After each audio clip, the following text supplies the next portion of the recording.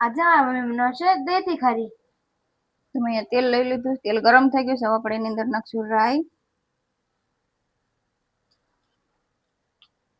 રાઈ ફૂટી જાય પછી આપણે નાખશું એમાં જીરું.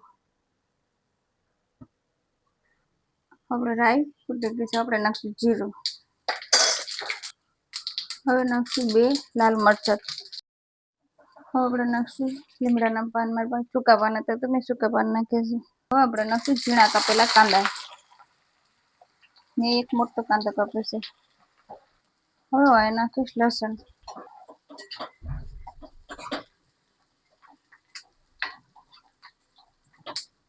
આપણે આ મસાલાને 2 મિનિટ ધીમા ગેસ ઉપર પાકવા દઈશું. આપણે મસાલો નાખી દઈશું. નાખીશું હળદર, ધાણા જીરું,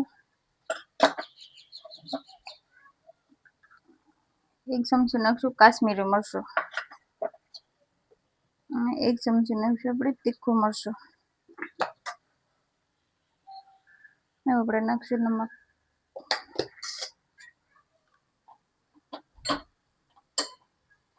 હવે આપણે દહીં તીખાનો મસાલો બનીને તૈયાર છે. આપણે આ મસાલાને ગેસ બંધ કરી દઈશું અને આપણે મસાલાને ઠંડો થવા દઈશું. ઠંડો થઈ જાય પછી આપણે દહીંમાં મિક્સ કરી દઈશું.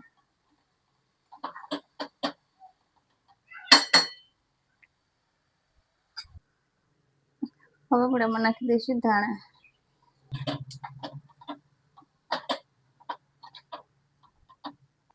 જો તમે અહીંયા ઘરે દહીં જમાવ્યું છે. હવે આપણો મસાલો ઠંડો થઈ ગયો છે. મેં દહીં છે ને આમ હલાવીને ઘોળવા જેવું બનાવી લીધું છે, એટલે પાણી ન થાય. હવે આપણે મસાલો નાખી દઈશું. હવે આપણે મસાલો દહીંમાં મિક્સ કરી દઈશું બધું.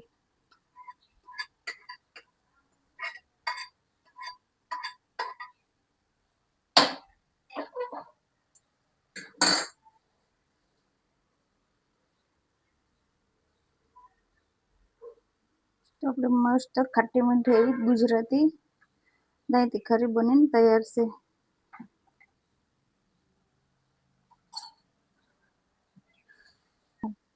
વાહ મમ્મી, આ દેતી ખાતે બહુ મસ્ત લાગે. મને ખાવા તો આપી દો ને.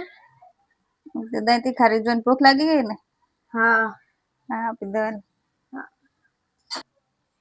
અમારી આ માદીની રેસીપી તમને સારી લાગી હોય તો તમે અમારા વિડીયોને લાઈક, શેર અને સબસ્ક્રાઇબ જરૂરથી કરજો. ધન્યવાદ. જય માતાજી.